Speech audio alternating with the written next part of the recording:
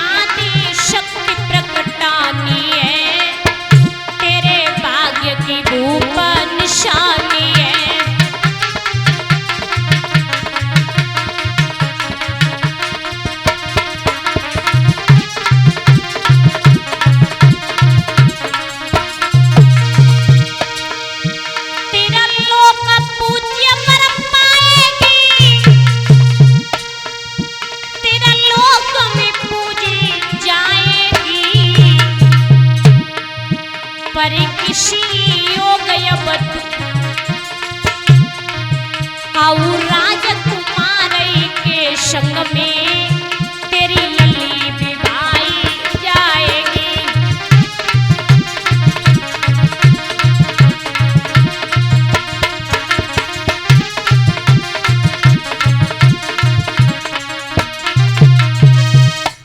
बोले नारद बोले तुम सुनो भीष्म ये कन्या नहीं भवानी है, खुद आदि सत्य प्रकटानी है, तेरे भाग्य की भूप निशानी है। तेरा लोक पूज्य बर पाएगी, तेरे लोकों में पूजी जाएगी। कौ राजकुमारी के संग में तेरी लली विवाही जाएगी। जैसे ही महाराज ये बात कही, अब तो महाराज याद रहे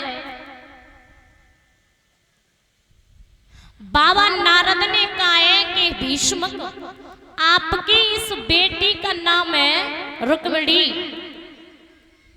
और महाराज बिटिया का नाम रखा है रुक्मिणी। और इतना ये बता करके देव ऋषि नारद बाबा वहां से चले जाते और महाराज कहते घरों में राजा भीष्म की कन्या नहीं थी, तो महाराज याद रहे कन्या होने के लिए राजा और रानी ने दोनों ने मिलकर के तपस्या की है।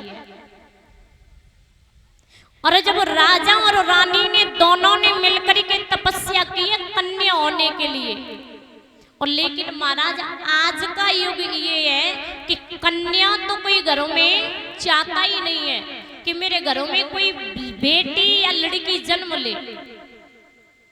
यदि पता भी चल जाए कि महाराज के गर्भ में लड़की है तो महाराज उसे जन्म ही नहीं लेने देते, उसे गर्भ में ही मरवा देंगे।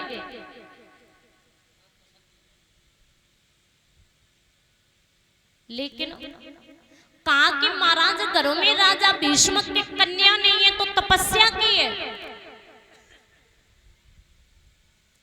आखिर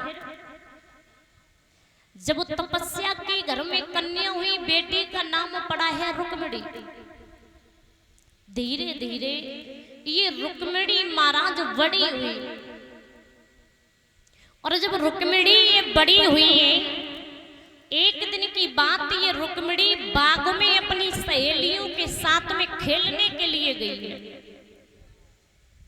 सावन का महीना, और सावन के महीने में अक्सर लड़कियां अपनी अपनी ससुराल से और पियरों में आ जाती हैं, तो सभी लड़कियां एक बाग में इकट्ठी हुई और महाराज ये बाग में बातें करने लगी।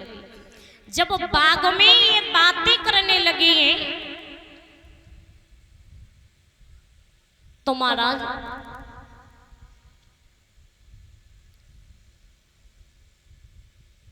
इन लड़कियों को बाग में, और सुबह से जब शाम हुई है, और जब सुबह से शाम हुई और ये रुक्मिणी वापस अपने घर पे आए शाम के वक्त, रुक्मिणी की माँ ने कहा है कि बिटिया आप सारी रात कहां पर रही, सारे दिन कहां पर रही।